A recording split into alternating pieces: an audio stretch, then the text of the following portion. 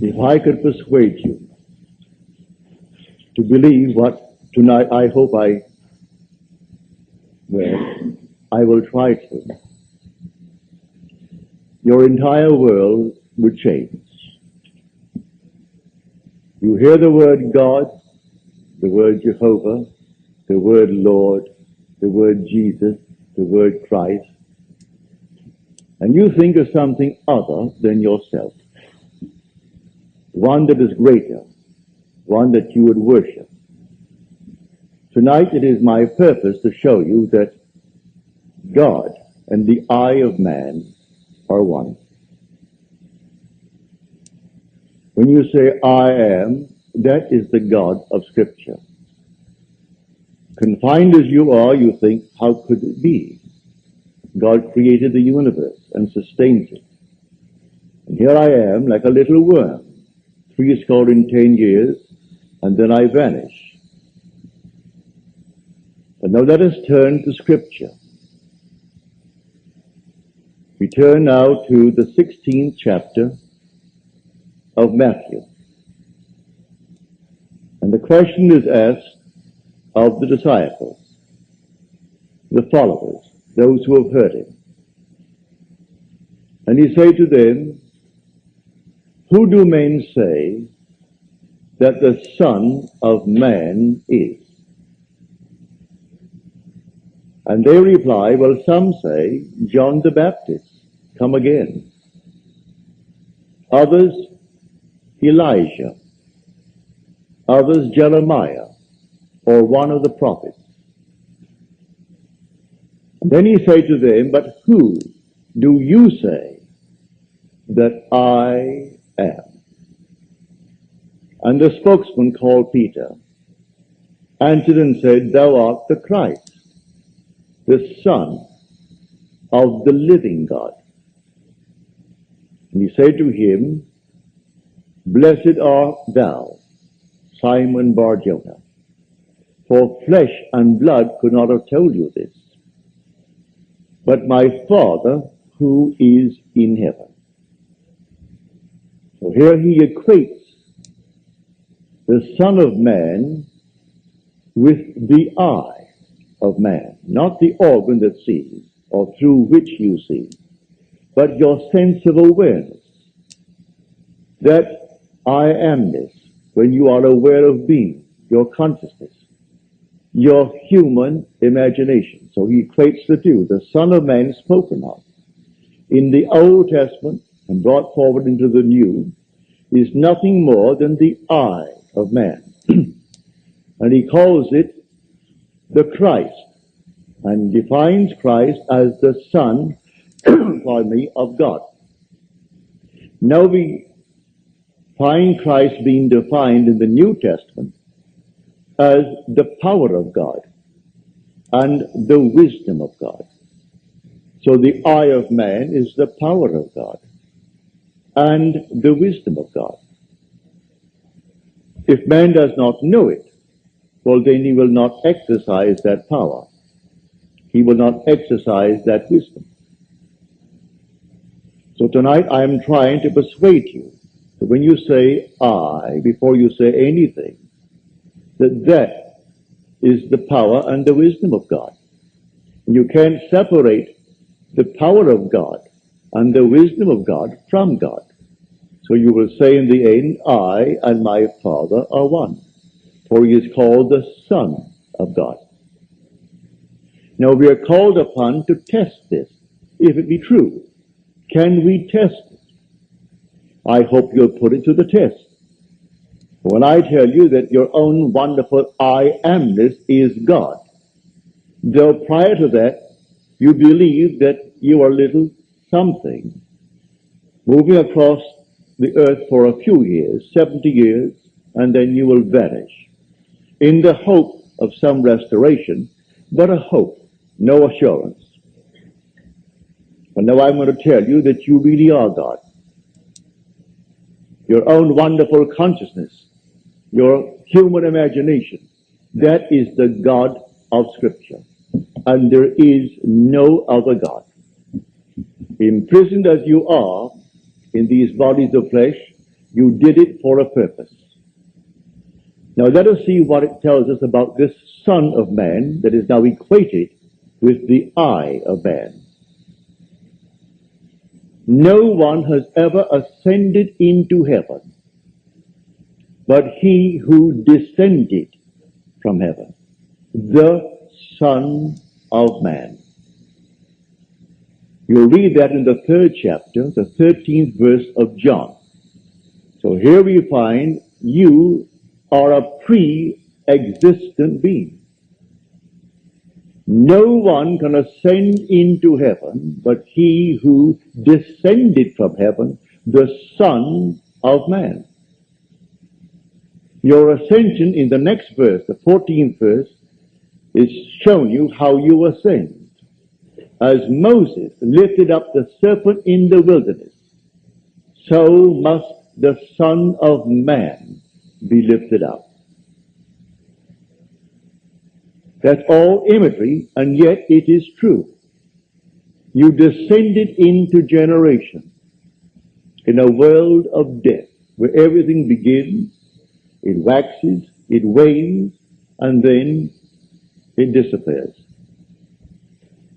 But there's something in you, clothed in this garment that does die, that is pre-existent, and its home is heaven, which is harmony.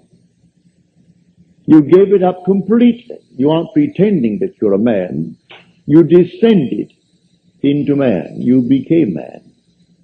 With all the weaknesses, all the limitations, all the restrictions of man, to experience this world of death and decay. There will come a moment in time that you will ascend from this restriction, taking with you the experience that is yours because of this restriction.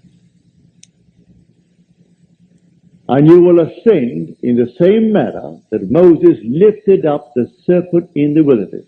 That was an adumbration. That was a foreshadowing. You will rise from the base of your spine, up your spine into your own skull, for heaven is within you. And you will rise like a fiery serpent, without any loss of identity. The form you wear, I hesitate to describe it. I will tell you that your face is human, your hands are human, your voice is human, but do not ask me to describe the body that you wear. It's infinite power, infinite wisdom, and yet it is a form. You are that fiery being that descended, not because of anything that was wrong when you descended. The fall is not because of any mistake on our part. It's a predetermined plan to come down into the world of death and decay and overcome it.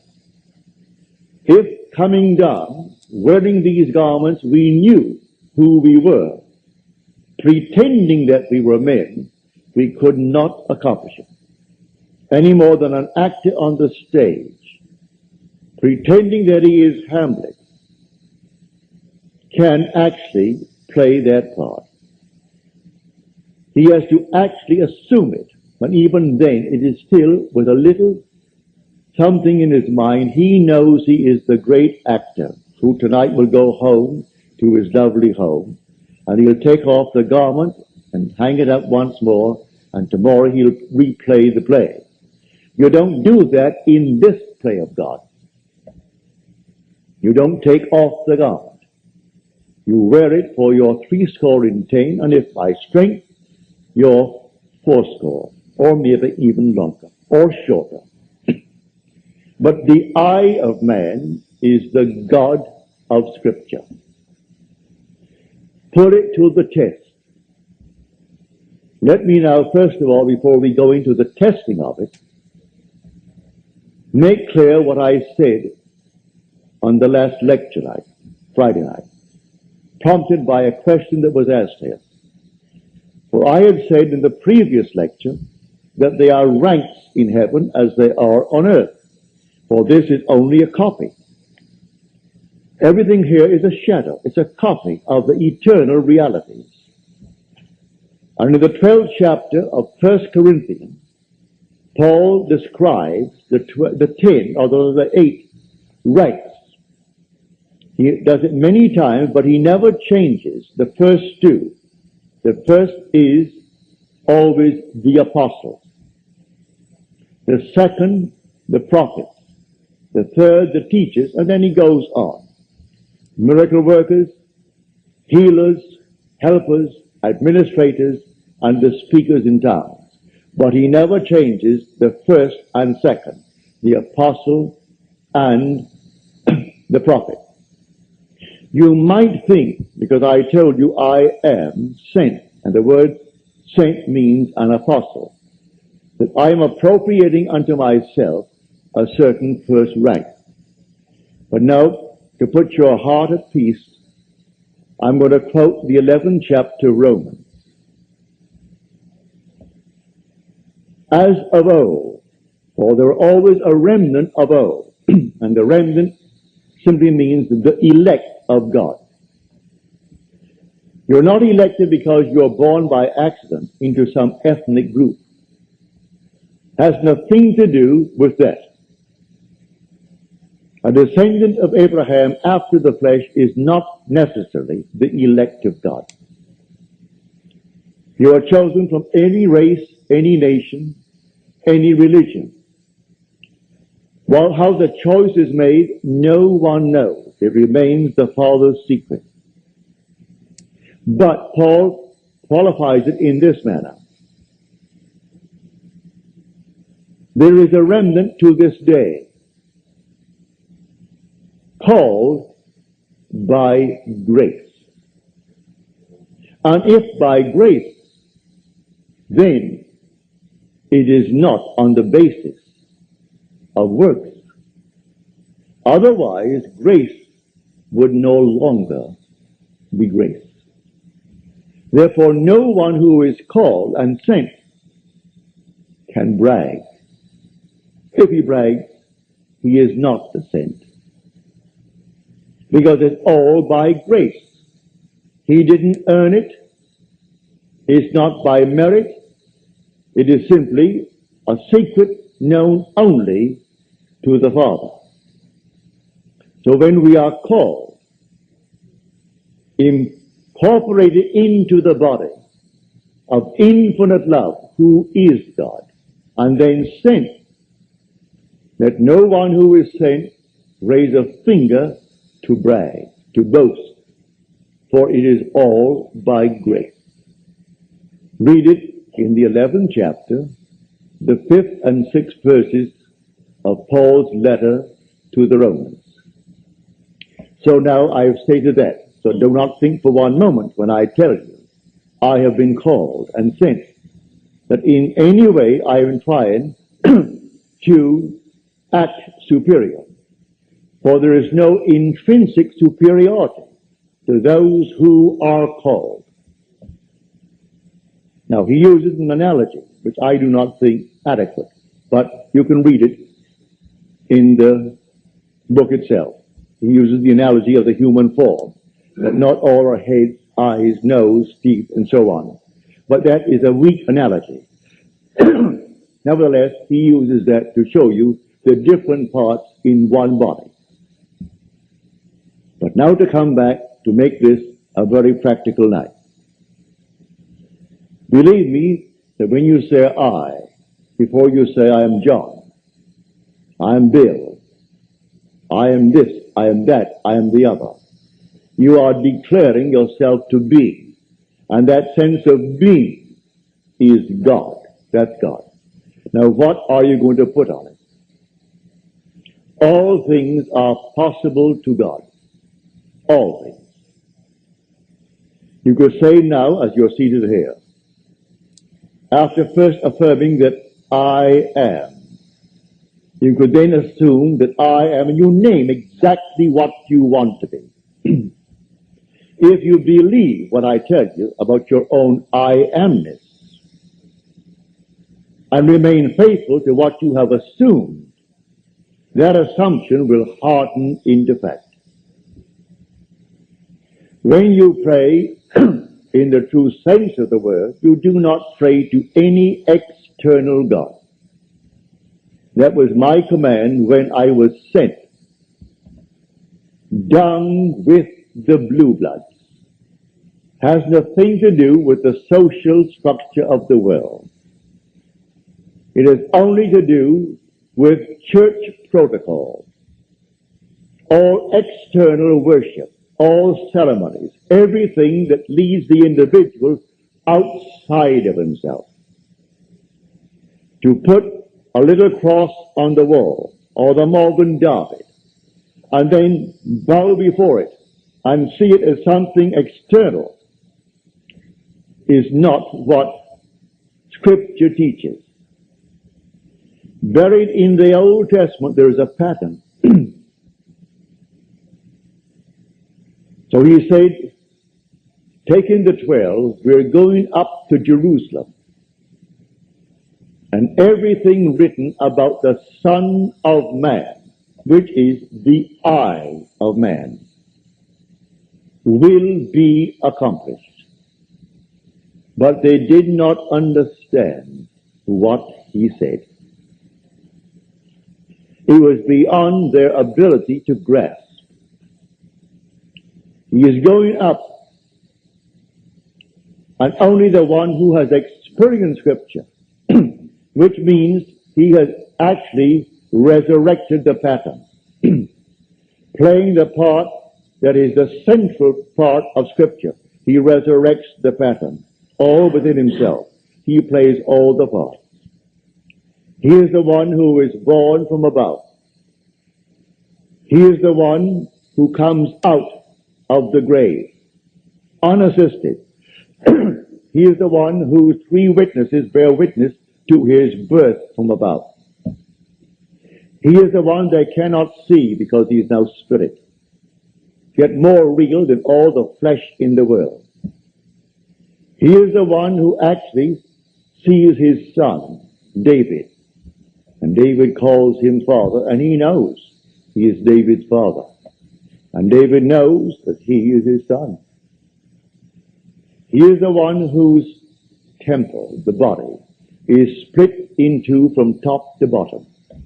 It is he now who ascends like a fiery serpent from the base of the spine up into the skull.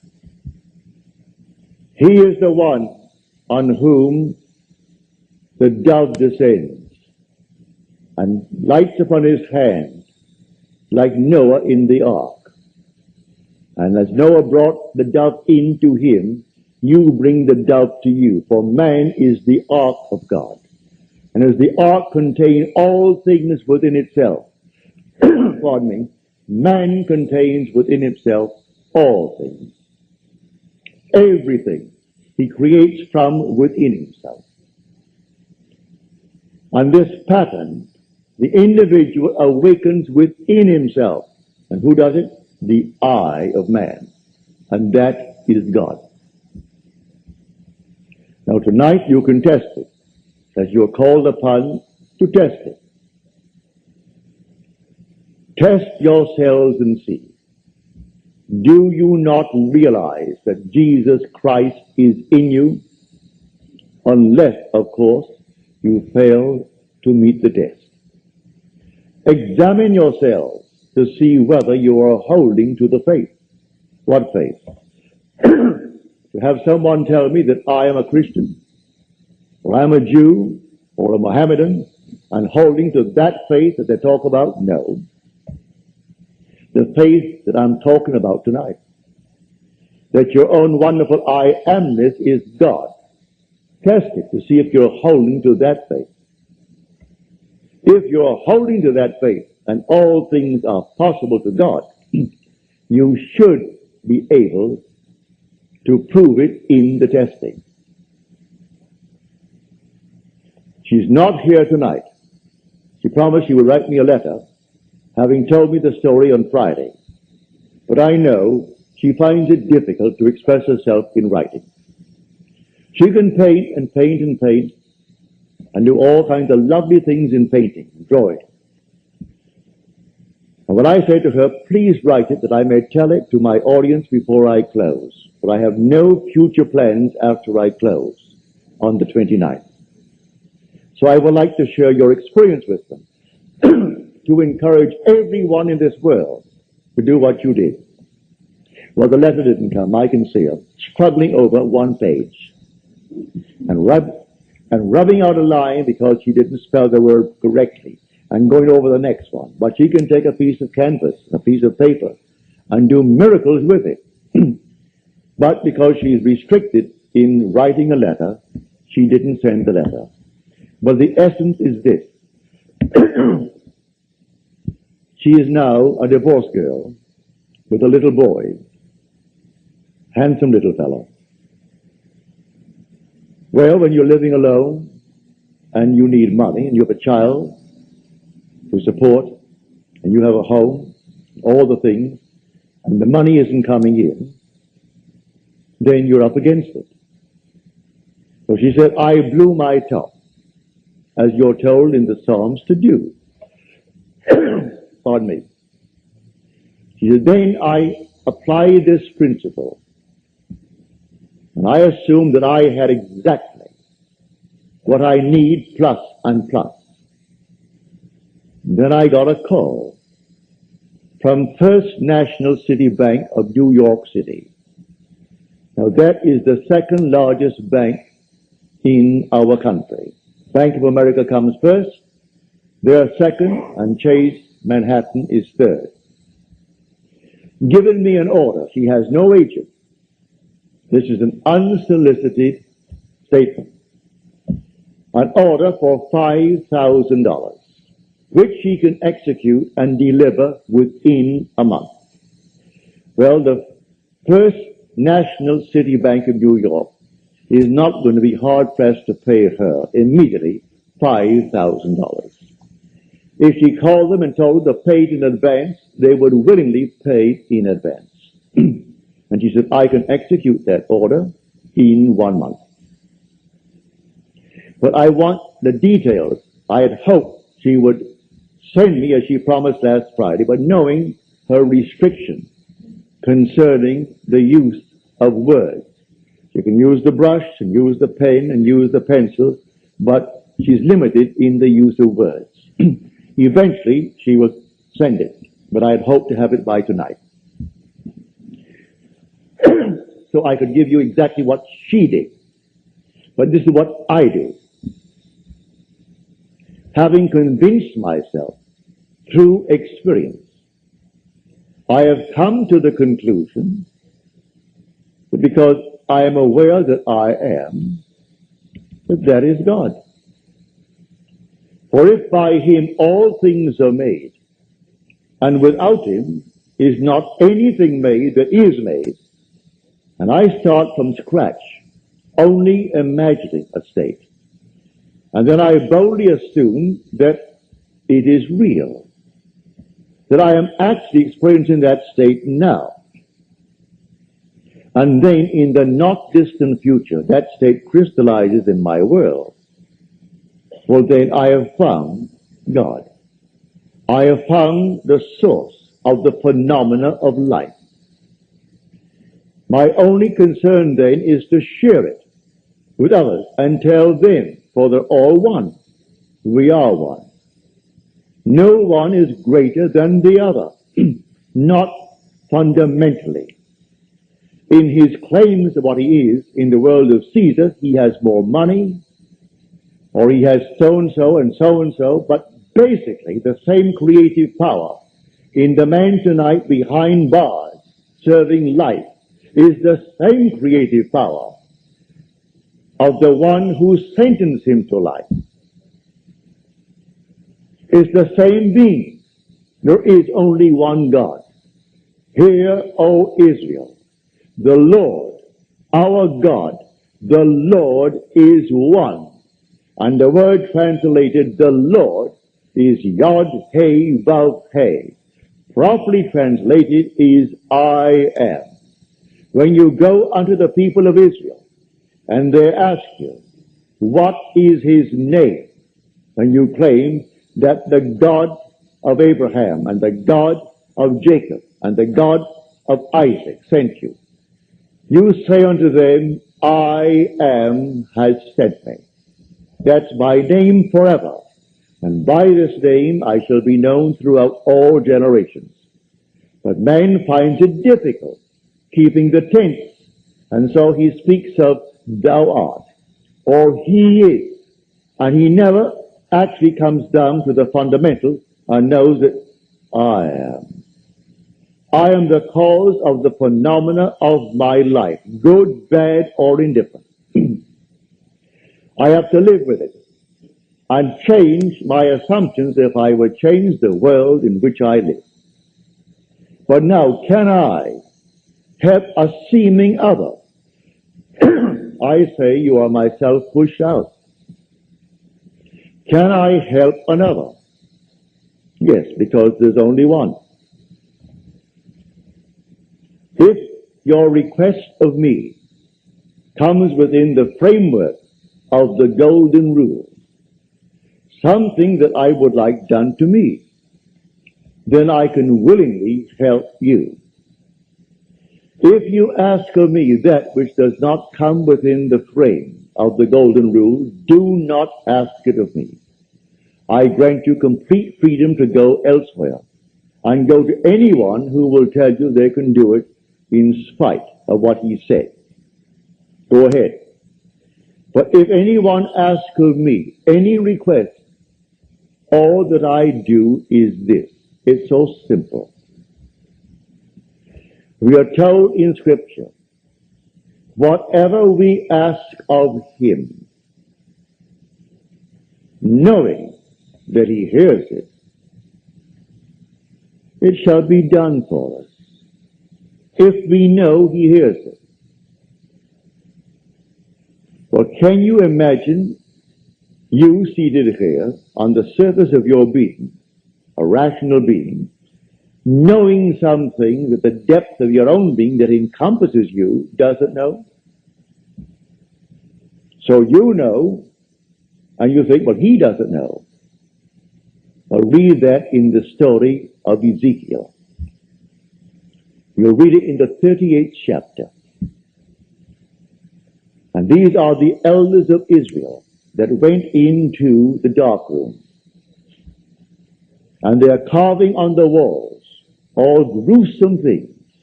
And they said within themselves, the Lord does not see us. And the Lord is speaking to his prophet Ezekiel. And he said, the elders of Israel say that I do not see them. And watch what they're doing, making all these abominable things within the great cavern. They will all reap them. Because I see everything that the elders of Israel see. But they think because it's dark and it's a cavern, no one knows what he is doing. But God doesn't know it. I have said time and again, there is no fiction in this world.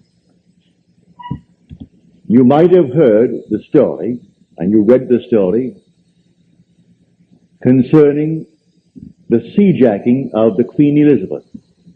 You might have read the article in Time. That some girl at Hunter College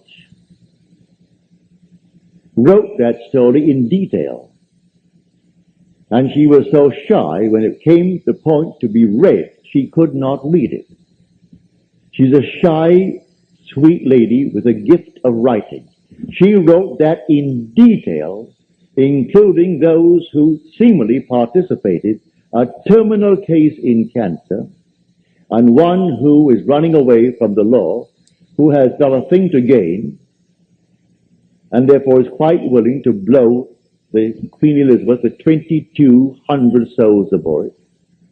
And everything is completely in detail in her fictional story. If imagining creates reality, there is no fiction. So, someone expressed her thought. and called the captain while at sea and demanded $1,000,000 and would settle for 350,000. Well, it must have cost them, I should say, more than $1,000,000 to stop that huge hulk in mid-Atlantic and then feed 2,200 people 4 times a day for the extra meals that they would have coming to them. Plus all the things that you put it all together, it would cost more than $1,000,000. And a little girl, possibly writing this for her PhD or writing it for some reason, and she writes it in detail. They gave her name so you can contact her. They gave the school is Hunter College in New York City. And everything in detail, pardon me, is told in that story. So I tell you, you sit down and write fiction. Need not put it down. My friend wrote fiction. She had a large sum of money coming in. And she went to town within herself, and she wrote in herself, and blew her top, as it were.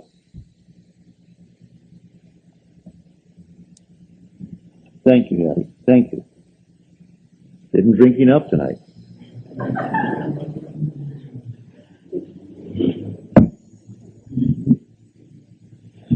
So she, in the depths of her own being, conjured the sum of money that she needed.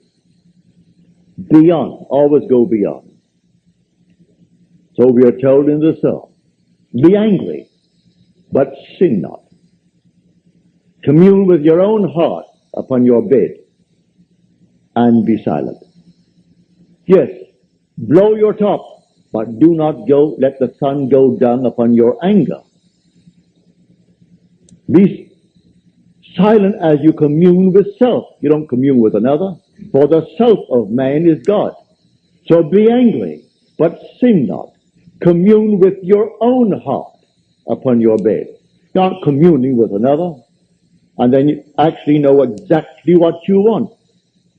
And in that state, fall asleep. And in a way that no one knows, and you, in your surface mind, you do not know, it will all come to pass. Everything in the world is created this way, but man does not know it.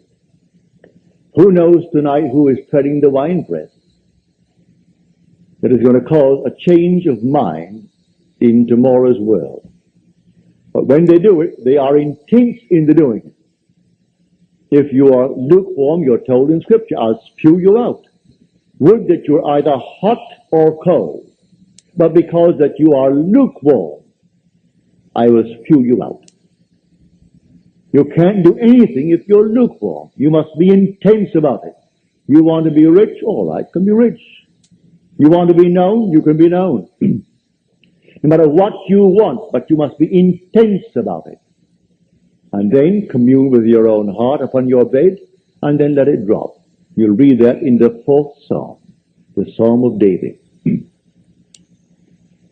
So I say to everyone here, believe me, your own wonderful I amness, your consciousness, your wonderful human imagination, that is God. And all that you behold, though it appears without, it is within, in your imagination, of which this world of mortality is but a shadow. So you can change the shadow if you change the object, for you are the light. He said, I am the light of the world. Change the object that you're holding within yourself and identifying yourself with it. Change that object, you're lighting up, and you'll cast a new shadow upon the world. So you say, I am, and you name it. And then you say, I am unemployed. No, I am gainfully employed, making more than I've ever made before. Don't ask yourself how, why, and through whom. That is not your conscious reasoning mind's concern. If you take the intellectual background, the educational background of those who are making top money in the theatrical world, I doubt that they could pass any college examination. I don't think they could pass any entrance examination to college.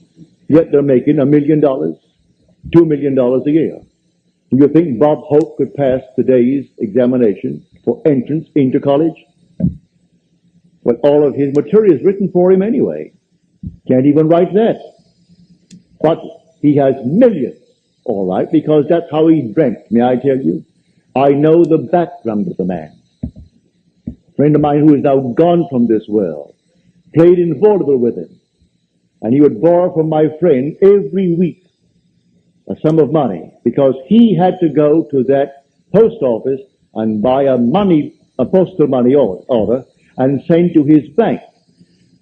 He borrowed money that was interest-free because he was sending in money that was not interest-free. He had to send a certain sum of money every week, and he would send it into his account and borrow from my friend Harry Webb, who had a band, and they played together. Not in the same act. Harry had his own act. He has a small band. And Harry was the outgoing personality who didn't care about money, and so he wanted money. Hope wanted money. He would loan him the money. He always paid it back the next week and borrowed it again because he had to have so much in that bank every week. And when they would go into a restaurant and food was left over, like bread and butter, who took it all home? Bob Hope. Bob took all the buns, all the rolls, everything that was there uneaten. So he paid for it, and you paid for it. You don't want it, Harry, do you? No. All right, so he took it home. So he has 400 million, so they claim. That was his goal in life. If that's your goal, have it. I speak of another goal. The goal of awakening to who we are. When man awakens from this dream, the whole vast world and all that it contains is as nothing to the being that you are. You came down from heaven, where the whole is yours. As you're told in the 50th Psalm, if I were hungry, I wouldn't tell you, for the world is mine, and all within it. The cattle on 1,000 hills are mine. So why should I tell anyone of my need when it's all mine anyway? I would slay and eat. When you awaken, you don't ask anyone if you awaken from this dream of life. But while you're in it, all right, we're one. This little hand of mine, if it begins to itch here now, it's easier for me to take this hand that is not attached to this and scratch it than to try to bend this thing out of shape to scratch the back of it. I could rub it here, but why not? This is easier. And take a part of my own being to ease the itch. Because we're all one pushed out. So you can do it. Ask anyone that you trust.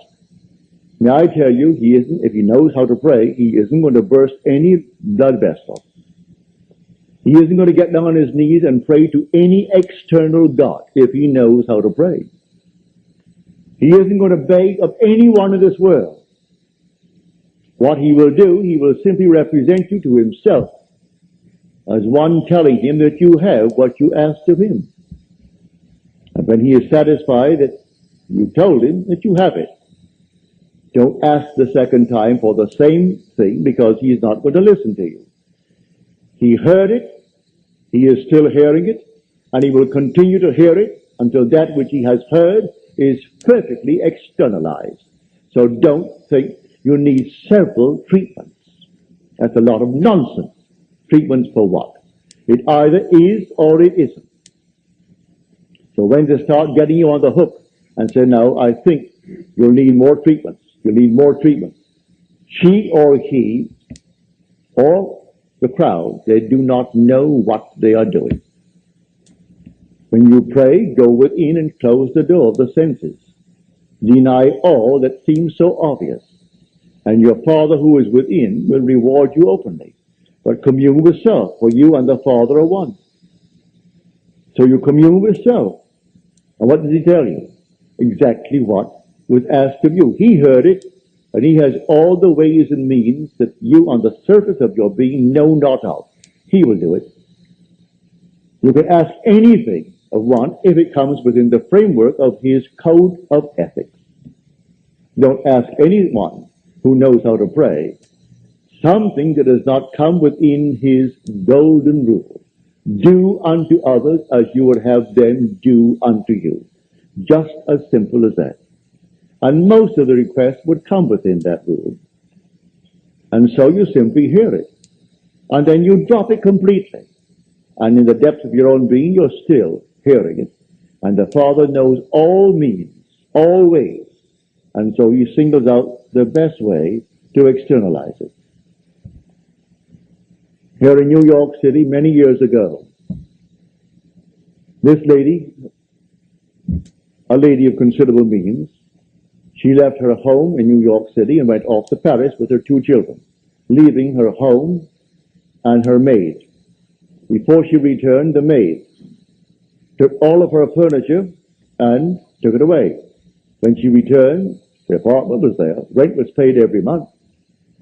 But there was no furniture, not a thing in it.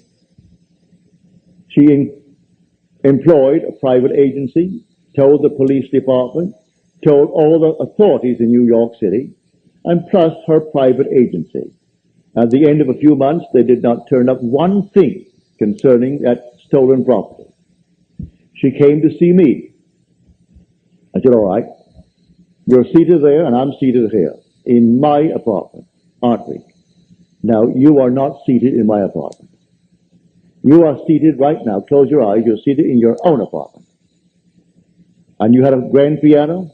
She said, no, I had a piano, but it wasn't a concert grand. It was grand, but not a concert grand. And on it, I had my pictures of my 2 children. And I had pictures of the wall. She told me what they were. And the furniture, I said, all right, refurnish that place as you left it. You have a memory. She did.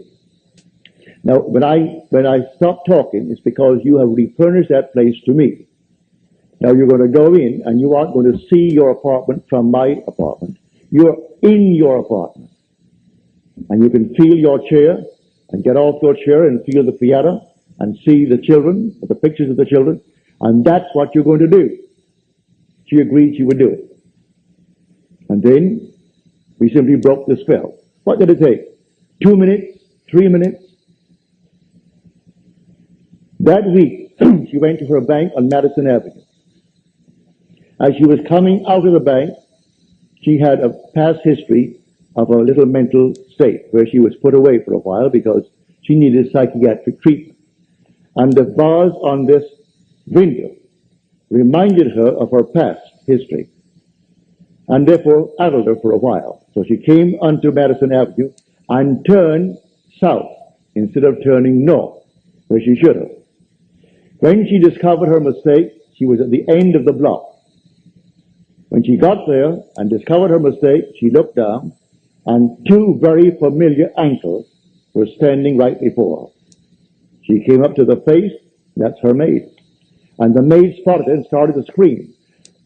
She went over to the maid and grabbed her before the light changed and hailed the oncoming taxi and said, you're taking me right now. And the maid, who could have killed her, she was so big and strong, was so reduced to impotency because of the discovery. And the maid took her to the place where she had stored that furniture. She said, I'm not bringing action against you. I want my furniture. And she got it back into her own apartment within the week. A seeming mistake was the way the Father laid her. All I ask is to go to the end. If I go to the end and give thanks to the end, and for the end, it's done. Now let the one in the depths of my own being devise the best means to take me to that end. The end is where I start. The end is my beginning. And that is a story that I know from personal experience.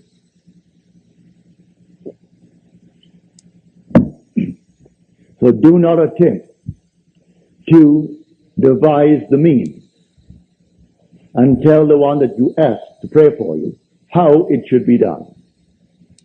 He will lose all interest and turn his back and say, go elsewhere. You don't go into a doctor's office and tell him what he should do. If you go to him because you trust him, well then you either got to trust him and continue, or you're going to leave him. Well, if you go to someone that you really believe who knows how to pray, don't tell him how to do it and what means should be employed in order to do it. He is going to go to the end if he knows how to pray. The end is where we begin. In my end is my beginning. And we're always ahead of our evidence. So I go to the end. I see the whole thing done, and then drop it, and let it happen in my world. So to come back, the I within you now, and you say I, no matter how little you have thought yourself so far, may I tell you, you are the infinite God. And when the story of Jesus Christ repeats itself within you, you will know it's all I.